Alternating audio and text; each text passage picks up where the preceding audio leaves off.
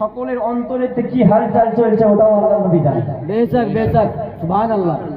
কিছু কাঠমোল্লার দল বের হয়েছে, হ্যাঁ হ্যাঁ, আর কিছু হুজুরও বের হয়েছে, পীর সাহেব।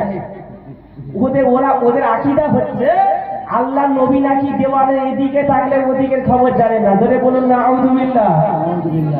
তাদের আকীদা হচ্ছে আল্লাহ নবীকে হাজির নাজির মানা যাবে না। তাদের আকীদা হচ্ছে নবী গায়েবের খবর জানে, এটা বিশ্বাস করা যাবে না। তাদের আকীদা হচ্ছে ইয়া গাউস আল-মাদাদ বলা যাবে না। কসম খোদার, শোনো শোনো, আজ থেকে কয়েক বছর আগে যাদেরকে মাওলানা হাবিবুর রহমান হুজুর মুজাহিদে মিল্লাত আলাইহির রহমান গোলাপি ওয়াহাবি বলেছে, যাদেরকে গোলাপি ওয়াহাবি হুজুর মুজাহিদে মিল্লাত বলেছে, এরা গিরগিটির মতো রঙ পরিবর্তন করে। আরে আমরা মাসরাকে আলা হযরতের দরবারের মানুষ, আমরা মুজাহিদে মিল্লাতের দরবারের মানুষ।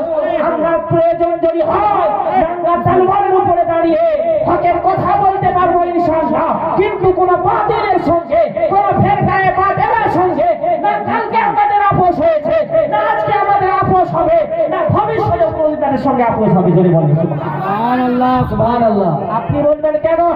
বাপের দুশমন, তার ঘরকে যাবনি, তার ঘরে খাবনি।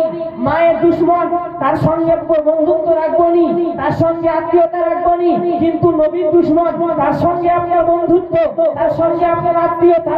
কসম খোদা, আপনার ইন্তেকালের পর আপনার কবরে আপনার বাপ যাবে না, আপনার কবরে আপনার মা যাবে না, আপনার কবরে আপনার ভাই যাবে না, আপনার কবরে আপনার বোন যাবে না। যখন কবরে সওয়াল হবে মান নবিয়ুকা মা কুনতা তাকুলু ফি শানে হাক্কে হাযা রাজুল, কবরে মুস্তাফা যাকে চিনে নেবে, মুস্তাফা যদি বলে তাই ইয়ে হ্যায় মেরা দিবানা, তো কবরে বেড়া পার হয়ে যাবে।